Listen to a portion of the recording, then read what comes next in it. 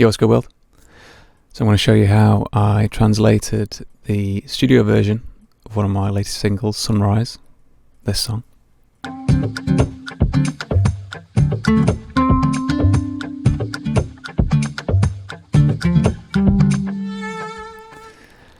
into its Ableton Push to Acoustic live performance, this video.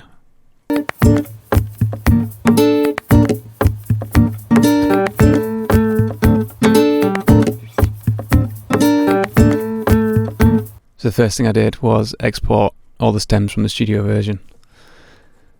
A lot of the sounds are all organic anyway, as in it's me playing chug noises on the guitar or me clapping, guitar hits, you name it. It was, first of all, it was remembering how to play a lot of the chords and everything. Some of them were actually pitch shifted, so I had to figure out how to play the pitch shifted chords.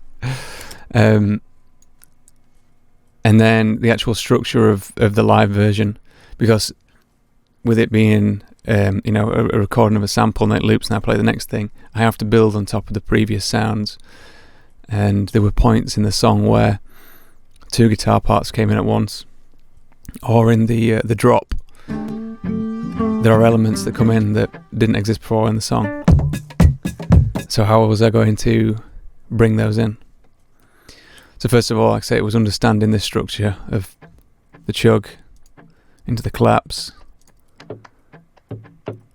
the other guitar note, the other guitar drum, the kick, and some of these went away just to minimize the amount of time it took to get to the actual meat of the song, which was the chords. So once I figured this out, I put it into another project that was going to be the one that I figured out how to actually use the push with. So this was the first project that I began to deconstruct and figure out the playing. This was the one that I began using the push and trying to understand how I was going to piece together all these parts. As you can see, I've colour-coded bits. So it became just the kick, the clap, and then the guitar percussion. And first of all, these were taking 4 bars, and then I managed to get them down to 2 bars, and then it began to feel like an actual listenable piece of music.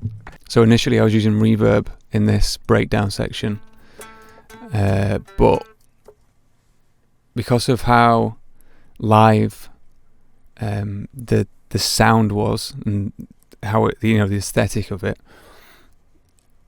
the reverb added an artificialness to the thing, the sound. So I just went with 2 filters that just swept the sound away, and that way I could create some kind of drop and not colour the sound too much.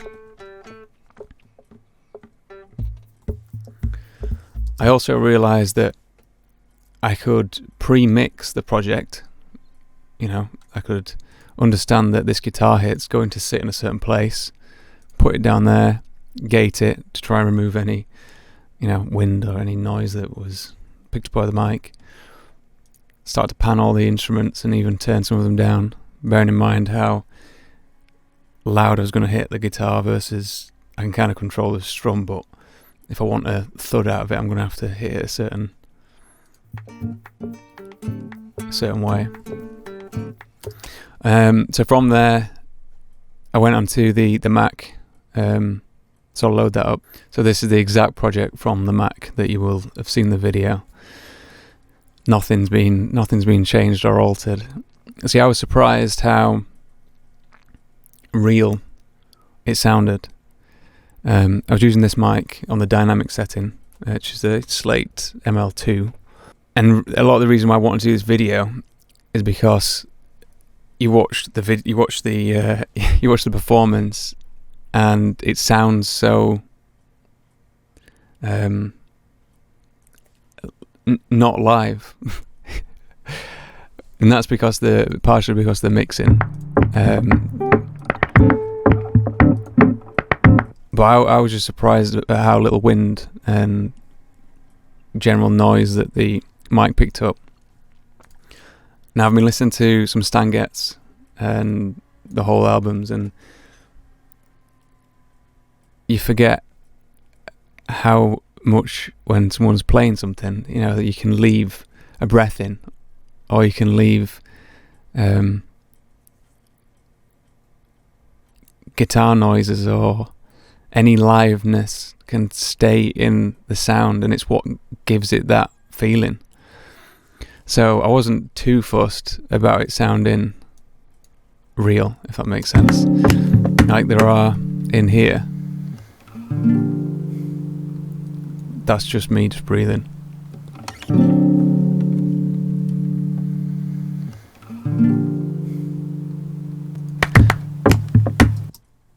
Now, having done that, I would consider leaving that in the studio version as well. If I was to play something in the future, if it doesn't need to be clean, it's part of the sound.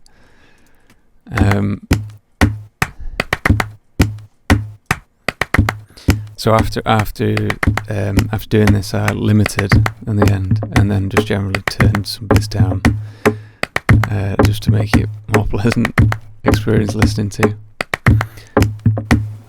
On the bass channel, I had this plugin. I haven't got it. It's a Mac plugin. It was free. It was just pitching the sound down by an octave for the bass. I was using this. I was using the sound shifter before on the practice one.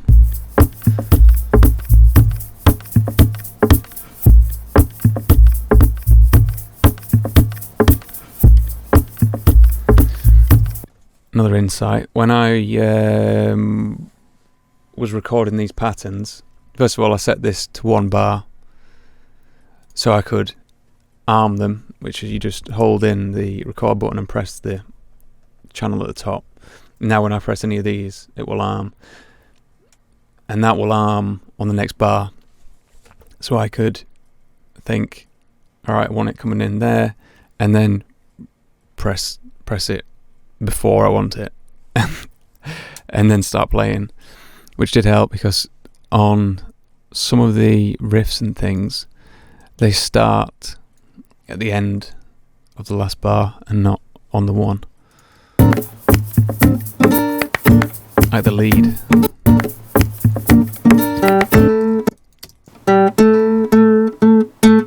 So in my head, that's the first note is da, da. But I have to finish with the one note. You can hear more.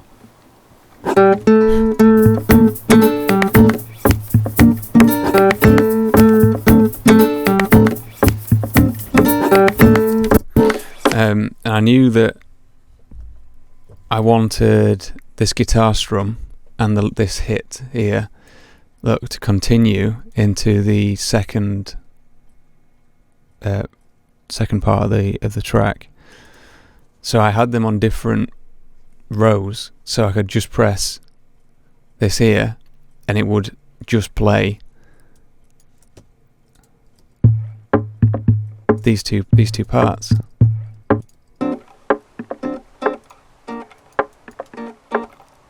It was actually you can see it was the bass, the kick, the poppy shaker. After this point, so I had them two and just the kick. So everything else was just on to press this button, and then I turned up the you can see I turned up the filter, opened the filter back up.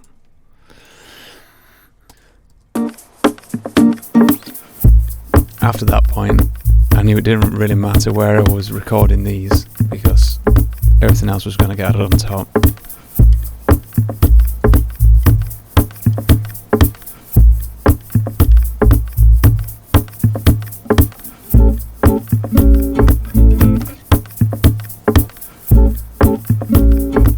I hope that was a bit insightful and authentication of how it sounds so clean. This track, Sunrise, is available to stream and download everywhere. There are 2 other singles from my forthcoming album already out, Sundance and Smiling Eyes. The album is coming very soon. Tracks are all finished. I'm just filming the visual part, the album movie. If you want to keep up to date with anything that I do, follow me on Instagram at Jackson Swaby, or you can just continuously check my website, jacksonswaby.com, where I upload the paintings and everything. Anything that gets done goes onto there.